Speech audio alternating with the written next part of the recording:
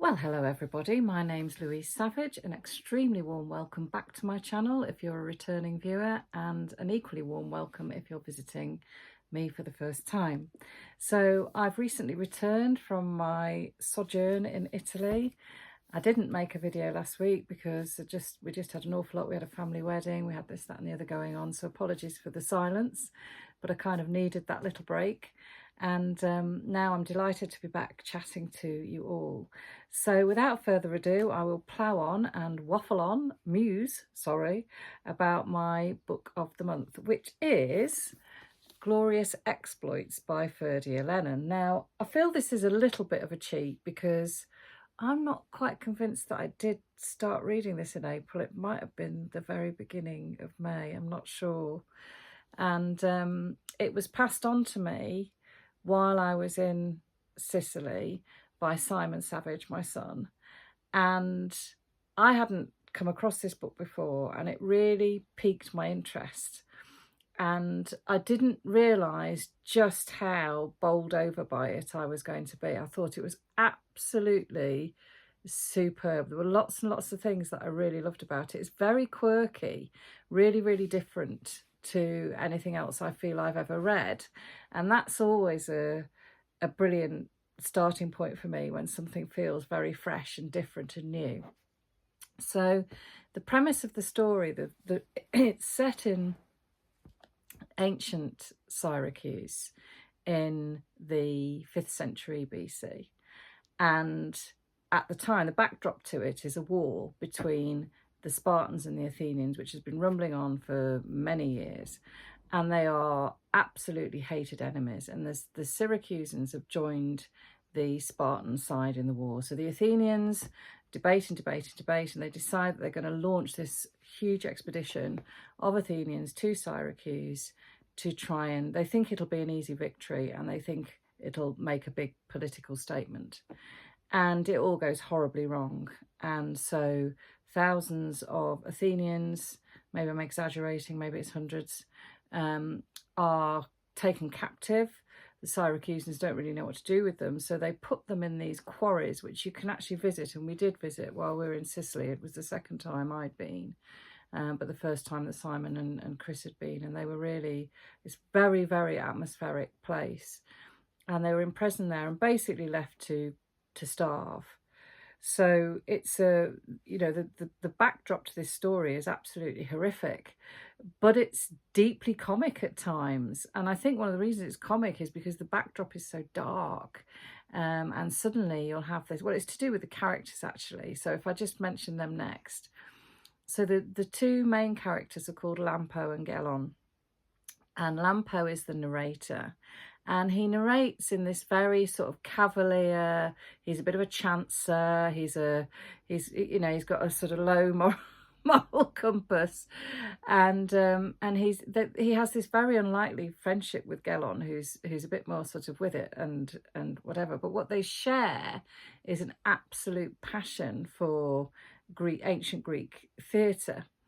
And they're unemployed, they've been working as potters, and the pottery's shut down.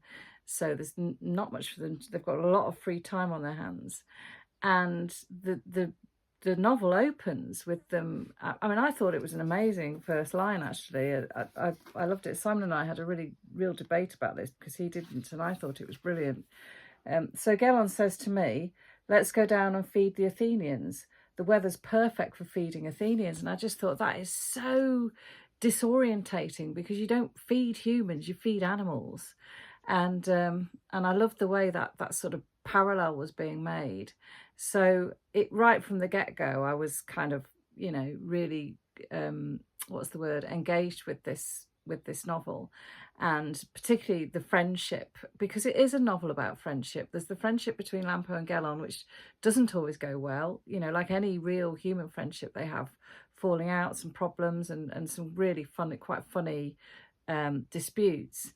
But also Lampo makes a friend. I don't want to say too much because it will spoil the novel if you choose to read it, but he develops a deep friendship, and that causes him really to sort of reassess his view of the world.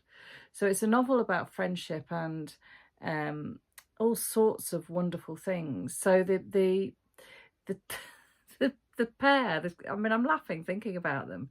When Lampo narrates, he has this kind of Irish accent, which sounds ludicrous, but actually, you know, the Athenian potters, sorry, the Syracusan potters would probably have been resident foreigners from somewhere, so they would have had an accent and a dialect that would have been different to, you know, your average Syracusan. So Ferdia Lennon's given him this Irish dialect. Ferdia Lennon himself is Irish, or part Irish. So I think I loved that because it made you understand his part of his status. You know, he's not highbrow. He's not. So he has this accompanying dialect, which I thought was great. So anyway, the two of them, they go and feed the Athenians, and they're quite fascinated by this horrific scenes at the quarry, and they decide, it quite sort of randomly and by a rather roundabout way, to produce two ancient Greek plays, the plays of Euripides. They both are massive fans of Euripides. Gelon is obsessed with Euripides, and they decide to put on productions of Euripides' Medea and his Trojan Women, both of which were very popular plays. You know, there were only three tragedians that survive from the 5th century, and Euripides is the third of the three, and probably, you know, I mean, it's a bit of a sweeping statement, but perhaps a little bit more relatable, a little bit more maybe a little bit more engaging for a contemporary audience. So his plays often get staged on the sort of theatre circuit in the UK, certainly. So anyway, another thing I loved about this is that if you are familiar with those two plays, the novel will enrich and make you reconsider your perspective on them. So that's really clever.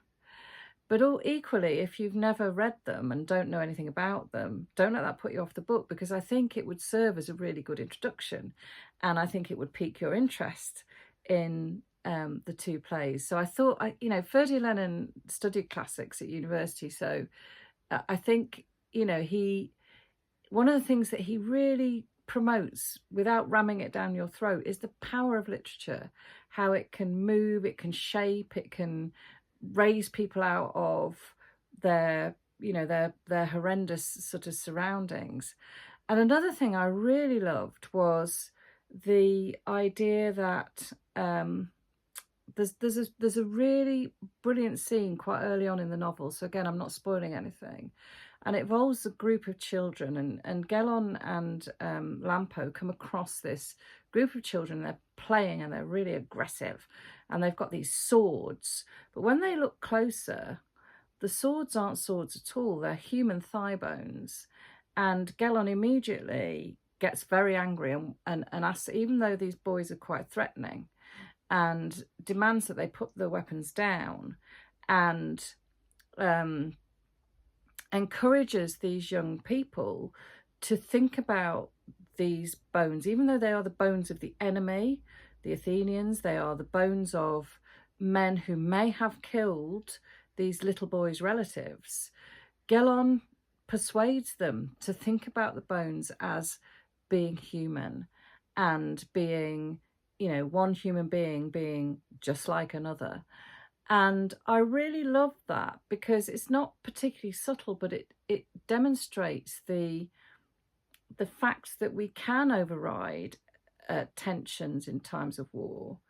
And in actual fact, when they do go and find, so they then go and find these corpses that the bones have come from. It's a bit gruesome, but when they do find them, it actually also means that there's a turn, a twist for Gelon and Lampo's luck in a way as well. So I wondered about whether that was something to do with Ferdia Lennon's Irish background, that he was using, you know, this novel in a way to show that there can be reconciliation, there can be, you know, there is hope when there's civil war, particularly because, of course, the Spartans and the Athenians are both ethnically Greek and speak the same language. So, you know, as in my mind, I was making parallels with the situation in Northern Ireland. So yeah, what an absolute gem. My husband's currently reading this, so it's been passed around from pillar to post, and I think he's enjoying it. He's certainly whipping through it quickly, but I haven't had a chance to talk to him about it properly. But I just thought this was really splendid, fun, horrific. There's a wonderful set of sort of pirate characters. There's an amazing female in the story, and also a very entertaining sort of love story in inverted commas as well, involving Lampo.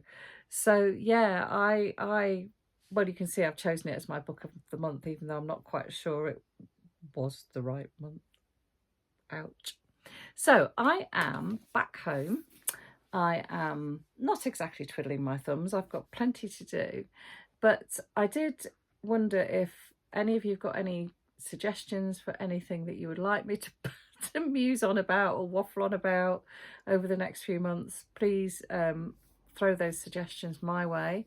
My next big project is reading the Women's Prize for Fiction shortlist, and I've got a couple of weeks to do that, so that Simon and I can then have a head-to-head in terms of which books we would choose for our fiction and non-fiction winners for the Women's Prize 2024. So that's really exciting.